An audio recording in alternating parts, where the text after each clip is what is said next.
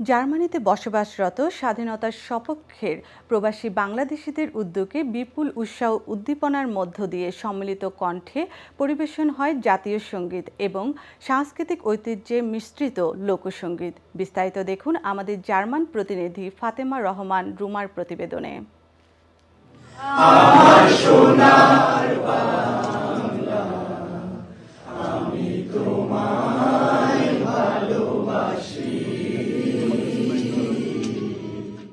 জার্মানির ফ্রাঙ্কফুর্ট শহরে স্থানীয় একটি মিলনায়তনে বিপুল পরিমাণ প্রবাসীর উপস্থিতিতে গত 5ই আগস্টের পর থেকে ঘটে যাওয়া ইতিহাসের ভয়াবহ নৃশংসতা, হত্যাকাণ্ড, লুটপাট, তদুপরি জাতীয় সংগীতের মতো স্পর্শকাতর জায়গায় মৌলবাদী স্বাধীনতা বিরোধীরা আঘাত করায় হাজারো কণ্ঠে সম্মিলিতভাবে জাতীয় সংগীত পরিবেশন করে ওই মৌলবাদ, জঙ্গিবাদ, স্বাধীনতা বিরোধী শক্তিকে জানান দেওয়া হয় বাংলাদেশের জনগণ কোনোদিনই জামাত শিবির রাজাকারদের বাংলার মাটিতেও প্রবাসে গ্রহণ করবে না।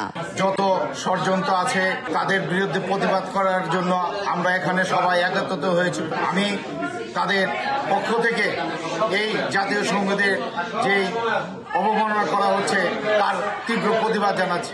আমরা আজকে এখানে জাতীয় পতাকা নিয়ে ষড়যন্ত্রের প্রতিবাদে একত্রিত হয়েছি।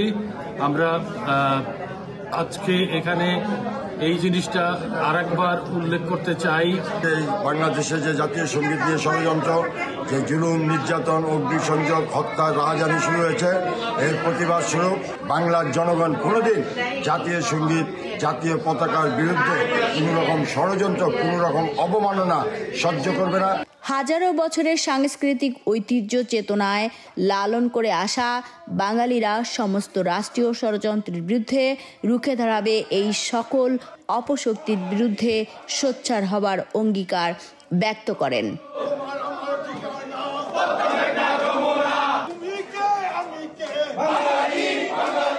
Fatema Rahman Ruma, ION TV, Germany, Frankfurt.